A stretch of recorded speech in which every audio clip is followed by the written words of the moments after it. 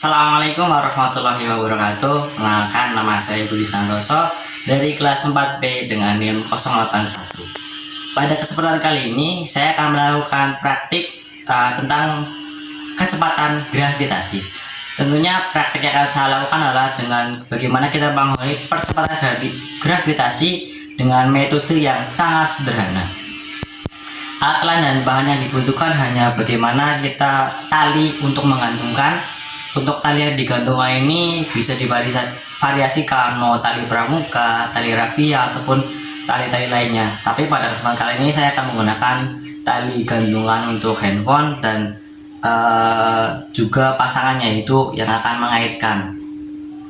Lalu selanjutnya ada paku untuk kita nanti gantungkan di dinding dan objek untuk bahan sebagai gantungan. Seperti apa untuk praktik percepatan gravitasi kali ini? Mari kita simak video selanjutnya.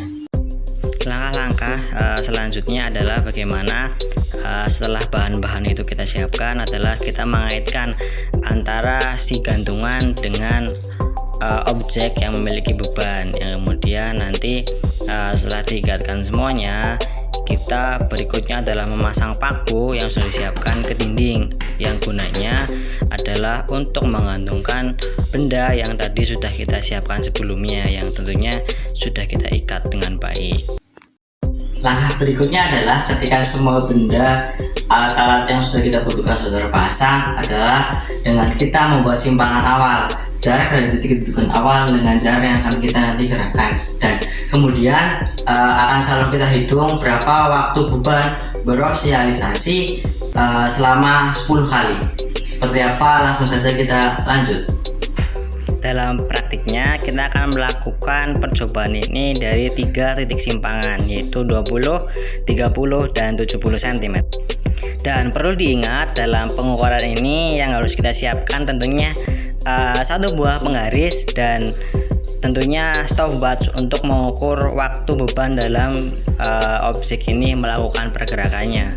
Perlu teman-teman ketahui, gerak tadi dinamakan gerak osilasi. Nah, gerak osilasi merupakan suatu gerakan yang terjadi ketika ada suatu benda yang mengalami bolak-balik dari satu titik ke titik yang lainnya. Nah, pada kasus ini saya menggunakan gerakan bandul karena gerakan bolak-balik bandul adalah gerakan harmoni yang sederhana dengan memiliki gerak amplitudo yang sangat kecil. Dalam hasil percobaan ini, dalam perubahan periode dapat dikatakan bahwa jika digunakan panjang tali yang sama dan simpangan yang diberikan semakin besar, maka semakin besar pula waktu yang dibutuhkan untuk bersosialisasi sebanyak 10 kali ayunan. Hal ini disebabkan karena jenis beban dan panjang tali digunakan sama besar. Hal ini dibanding terbalik dengan teori yang ada, di mana semakin kecil panjang tali yang diberikan, maka ayunan akan semakin cepat dan waktu yang digunakan semakin sedikit.